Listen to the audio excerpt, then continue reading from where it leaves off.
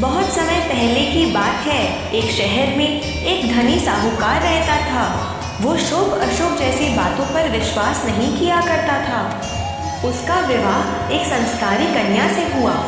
विवाह के कुछ दिन बाद उसकी पत्नी ने मायके जाने का आग्रह किया तो साहूकार ने हामी भर दी।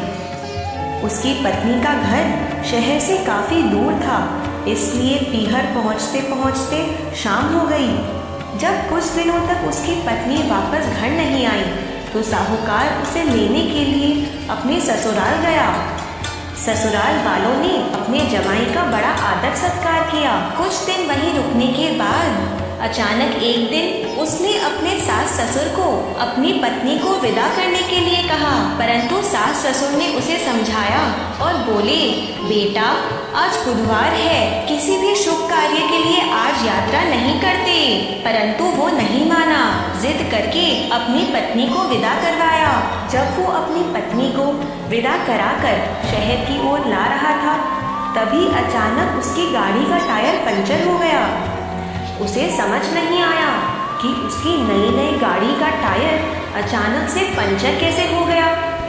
उसने जैसे तैसे अपने गाड़ी का टायर बदला और फिर से शहर की ओर अपनी यात्रा शुरू कर दी। अभी गाड़ी कुछ ही दूर बढ़ी थी कि अचानक से उसकी पत्नी को बहुत जोर प्यास लग गई। तो साहूकार गाड़ी से उतरकर पानी लाने चला गया। जब वो पानी लेकर वापस आया तो उसने देखा उसकी पत्नी के पास उसकी ही शक्ल वाला एक दूसरा आदमी खड़ा था। पत्नी का भी सर चकरा गया, दोनों में कोई अंतर नहीं था। साहूकार ने उस आदमी से पूछा, तुम कौन हो और मेरी पत्नी के पास यहाँ क्यों खड़े हो?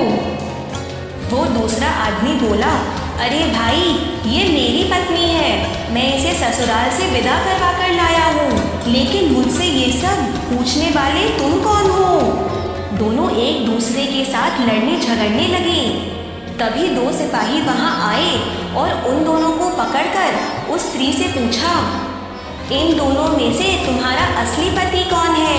वो कुछ न बोल सकी, दोनों हूबहू एक जैसे दिखते थे।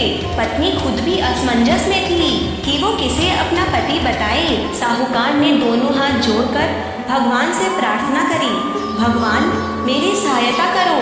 तभी आकाशवाणी हुई, अरे मूर्ख इंसान, तूने बुद्ध देव को क्रोधित किया है। आज के दिन किसी शुभ कार्य के लिए यात्रा नहीं करनी चाहिए थी, जो तूने हठपूर्वक की है। साहूकार ने हाथ जोड़कर बुद्ध देव से अपनी गलती के लिए तुरंत क्षमा मांगी। तब उसके ही स्वरूप में आए बुद्ध देव अंतर ध्यान हो गए।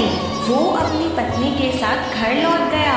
फिर दोनों पति पत्नी नियम पूर्वक बुधवार का व्रत रखने लगे। जो मनुष्य इस कथा को देखता, सुनता और कहता है, उसे बुधवार को यात्रा करने का दोष नहीं लगता और सांसारिक सुखों की प्राप्ति होती है।